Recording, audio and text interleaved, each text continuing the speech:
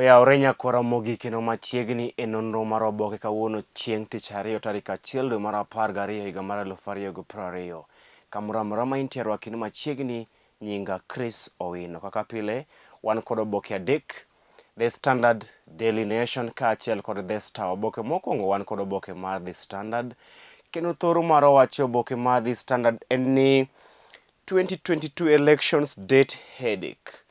2022 elections date headache, which bar ewi yiero mar higa 2022 kalure kod chenro mar referendum michano bago higa manyien dwe mar 6 kendo kalure kod chenro mar keto e tim moko kuom dwaro mag report mar BBI kaachiel kod timo lokruok e duol mochung'ne yiero e pacho kae mano IEBC kendo chuogo constituencies 70 manyien e pacho kae.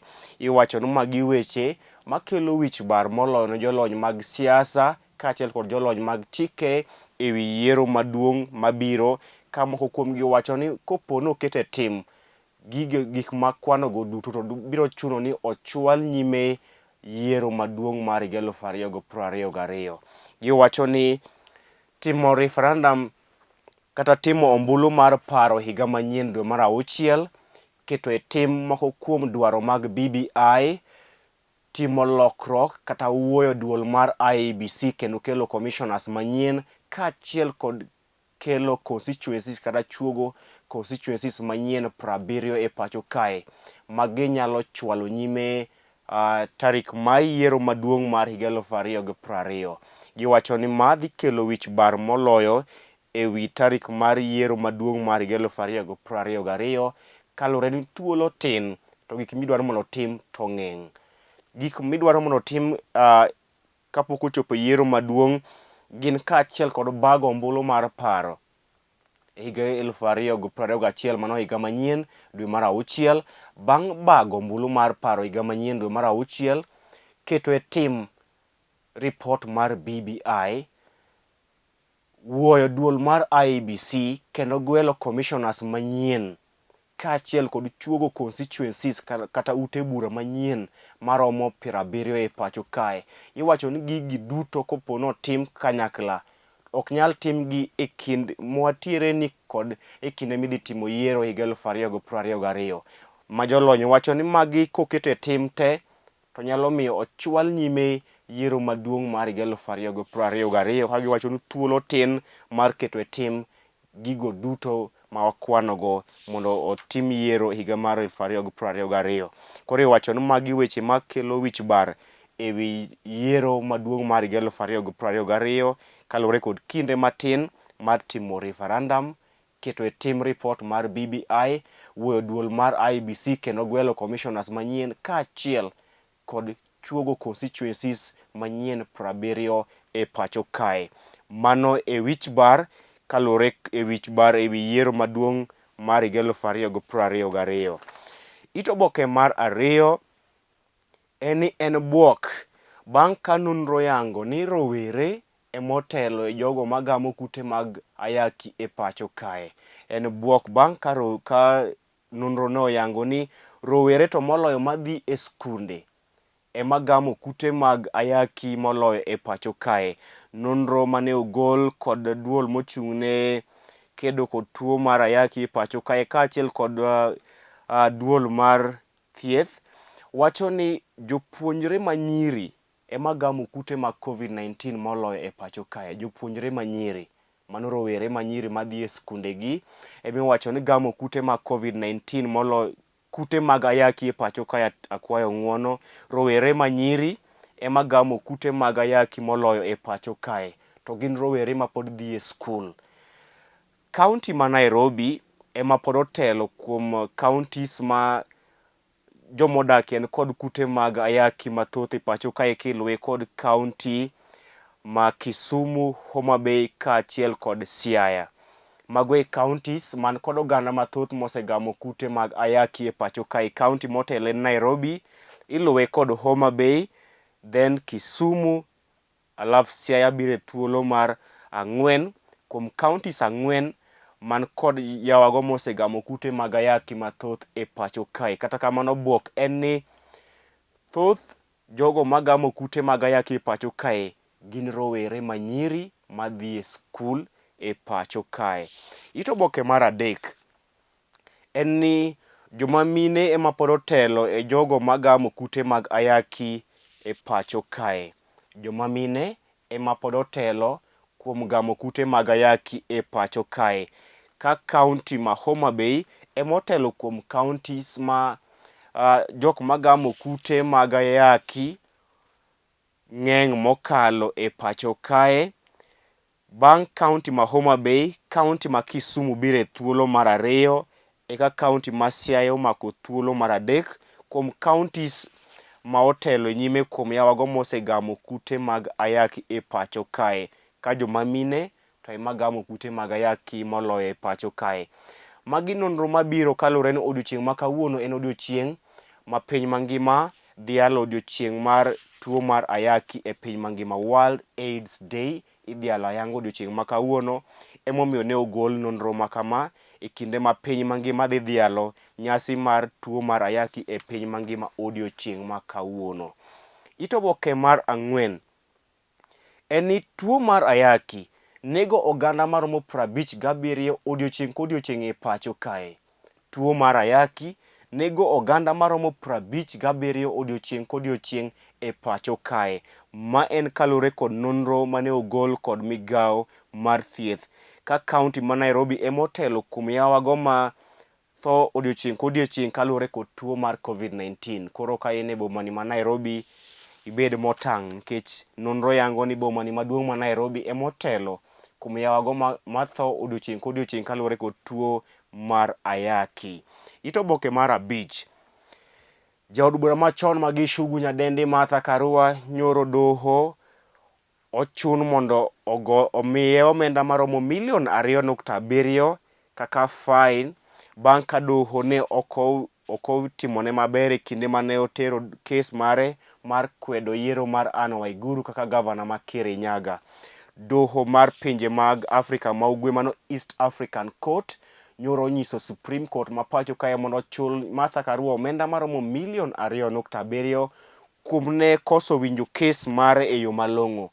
Mabiro bang' ka Martha Karua notero ywak mare e doho mar pinje mag Afrika ma ugwe mano East African Court, ka odonjonego Supreme Court kuom mano mane owacho ne ok omiye thuolo mar chiwo pache malong'o e wi kuo mar ombulu mar kaunti ma Kirinyaga, kama ne okwedo kodo yiero mar gavana Anne Waiguru ma Kirinyaga, kendo mano ochuno court mar pinje mag Afrika ma ugwe mano East African Court mondo onyis kata ochik Supreme Court ma pacho kae, doho maduong' ma pacho kae, mondo ochul Martha Karua omenda maromo milion 2.7.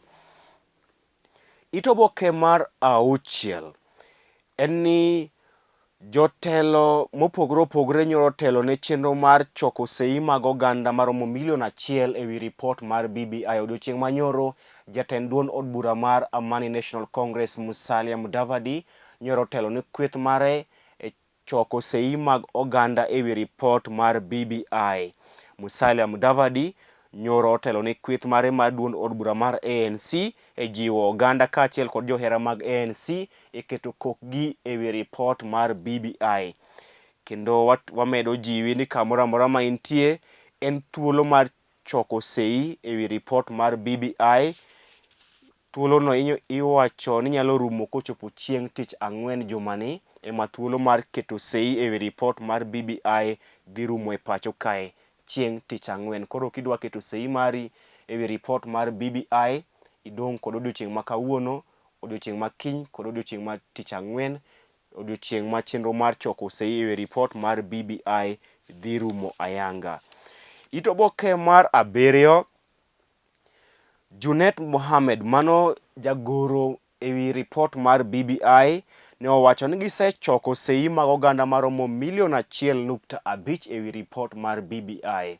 Junet Mohamed, achiel kuom jagoro maduong' mar BBI Secretariat, nyoro owacho ni gisechoko sei mag oganda maromo milion 1.5 e wi ripot mar BBI. Inyalo paro ni katiba kata pend chike ma pacho kae dwaro ni mondo gichok sei mag oganda maromo milion 1 kende, Kata kamano Junet Mohammed nowacho ni BBI team osechoko sei mag oganda maromo milion 1.5 kendo gigeno choko sei mag oganda maromo milion 2 kadhi nyime kochopo chieng' tich ang'wen, chieng' ma gidhi loro ayanga chenro mar choko sei mag oganda ewi ripot mar BBI. Oboke mar 8, BBI chano miyo Attorney General ma pacho kae teko mathoth kendo kete kaka jatend migao mar chike e piny owacho manyien. Ripot mar BBI dwaro ni Attorney General obed jatend migao mar chike e pacho kae. Mano e ripot mar BBI. Oboke mar 10, duond od bura mar Senate dwaro ni olos commission moyiedhi madhi nono mibadhi motimo kachieng' ewi migao mar thieth e pacho kae. Od bura mar Senate dwaro ni olos commission of inquiry, mano commission moyiedhi madhi nono mibadhi motimo newa e migao mar thieth e pacho kae. Oboke mar 12 en ni magistrate sani koro ibiro miyo thuolo mar winjo cases mag nek. Magistrate ibiro miyo thuolo mar winjo cases kata buche mag nek e pacho kae. Buche mag nek osebedo mana ka iwinjo e nyim doho mamalo kata high court. Kata kamano ibiro miyo magistrate thuolo mar chako winjo cases mag nek e pacho kae. Pach jondiko kaachiel kod pach josomo be ni oboke mar 14 nyaka 17 weche mag ohala mane Financial Standard be ni oboke ni mar The Standard. Tok oboke mar The Standard en ni Bruno Fernandes, mano jatugo maduong' mar Manchester United, wacho ni Edinson Cavani nyalo ng'weyo kama opira dhiye kendo onyalo loyo saa moro amora. Edinson Cavani wacho ni Bruno Fernandes wacho ni Edinson Cavani, mano jatugo mar Manchester United, nyalo ng'weyo kama opira dhi lwarie kata koponi pok igweyo opira ma kamano. Mano pach Bruno Fernandes. Odiochieng' ma kawuono kata otieno ma kawuono tuke mag UEFA Champions League bende dhi tugre kochakre saa 5 motieno. Weche mag tuke maok e pacho kae en ni klab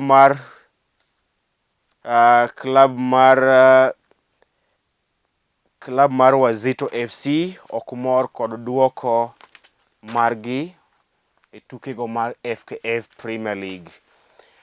Oboke mar ariyo wan kod oboke mar Daily Nation, kama thor mar wacho oboke mar Daily Nation en ni fresh BBI demands by Ruto men. Iwacho ni jogo masiro lwedo jalup ker William Ruto pacho kae kendo osieko kod dwaro manyien ewi ripot mar BBI.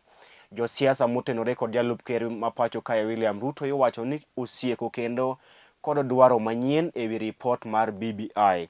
Moko kuom dwaro mag jogo masiro lwedo jalup ker William Ruto ewi ripot mar BBI en ni BBI oter e ombulu mar paro, to oganda ma pacho kae omi thuolo mar goyo ombulu ewi chapter ka chapter, to ok goyo ombulu ne BBI kanyakla. Mago moko kuom dwaro mag jogo masiro lwedo jalup ker William Ruto. Gidwaro ni BBI e kinde ma idhi tere e ombulu mar paro ne jopiny, omi thuolo jopiny mar goyo ombulu chapter ka chapter, to ok goyo ombulu ne BBI kanyakla kata BBI as a whole. Mago dwaro manyien mag jogo masiro lwedo jalup ker William Ruto e pacho kae ewi ripot mar BBI. Oboke mar 3 lose wi jago moro miluongo ni Peter Gwengi mawacho kaka yie ni en kod tuo mar ayaki ne okonyo ngimane. Peter Agwengi wacho ni kaka yie mane oyie ni en kod tuo mar ayaki ne okonyo ngimane. Oboke mar 4, jogo masiro jalup ker William Ruto e pacho kae dwaro ni BBI otere ombulu mar paro kendo omi jopiny thuolo mar goyo ombulu chapter ka chapter kar goyo ombulu ne BBI kanyakla. Oboke mar 5, Maina Kamanda owacho ni odhi siro lwedo ogai ma ODM Raila Odinga e yiero maduong' mabiro. Oboke mar 6 en ni obila nyoro oketho romo manyoro obagi kod gavana ma Nairobi Mike Mbuvi Sonko mar kwayo MCS ma ok e kaunti ni ma Nairobi mar mondo okonye kalure kod chenro mar thiche oko kaka gavana ma Nairobi e pacho kae. Obila nyoro ketho romo mane obagi kod gavana ma Nairobi Mike Mbuvi Sonko e gino mane odwaro ni MCS odhi okonye bang' ka moko kuom MCS nochako chenro mar thiche oko. Ito oboke mar 7, gavana ma Makueni Ngire Kivutha Kibwana nyoro dhi e doho mar chungo chenro mar loko pen chike ma pacho kae kokadho e report mar BBI. Ito oboke mar 9, lose ewi tuo mar COVID-19 e pacho kae. Ito oboke mar 10 en ni maromo ji 114 gamo kute mag COVID-19, gamo kute mag ayaki e pacho kae odiochieng' kodiochieng'. Maromo ji 114 gamo kute mag ayaki e pacho kae odiochieng' kodiochieng'. Ma en ler mane ogol kod migawo mar thieth kama yango ni oganda maromo 114 gamo kute mag ayaki e pacho kae odiochieng' kodiochieng'. Ito oboke mar 12 gin pajo ndiko pajo somo nyaka pach weche moke counties. Tok oboke mar Daily Nation en ywarok e piny Somalia, gino mane omiyo piny Somalia oluongo jametre margi e pacho kae, mano ma giwacho ni piny Kenya donjore e weche mag piny Somalia. Oboke mogik wan kod oboke mar The Star, kendo thoro mar wacho oboke mar The Star en ni how Karua, David Ndii and Kibwana intend to stop BBI push. How Martha Karua, David Ndii and Professor Kibwana intend to stop BBI push. Kaka nyadendi Martha Karua, David Ndii kaachiel kod Ngire Kivutha Kibwana chano chungo chenro mar loko pen chike ma pacho kae kokadho e report mar BBI. Martha Karua, David Ndii kaachiel kod Kivutha Kibwana nyoro osedhi e doho mar chungo chenro mar timo lokruok ne pen chike ma pacho kae kokadho e report mar BBI, kendo giwacho ni gidhi kwedo report mar BBI ombulu mar paro. Ito oboke mar 2 en ni piny owacho mar China ogolo chik ne migawo mar thieth e pinyno mondo onyiew chanjo mag tuo mar COVID-19. Piny owacho mar China ogolo chik ne migawo mar thieth e pinyno mondo odhi onyiew yedhe mag kedo gi tuo mar COVID-19 kata yedhe mag kedo kod tuo mar COVID-19 e pinyno.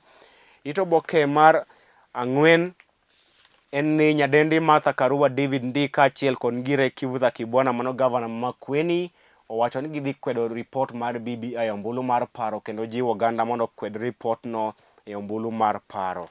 Ito oboke mar 6 en ni Junet Mohamed kaachiel kod Dennis Waweru owacho ni gisechoko sei mag oganda mar 1.5 million e report mar BBI, kendo gikwedo weche mawachore ni itiyo kod chiefs kata jorita kata chiefs ma pacho kae e choko sei mag oganda e report mar BBI.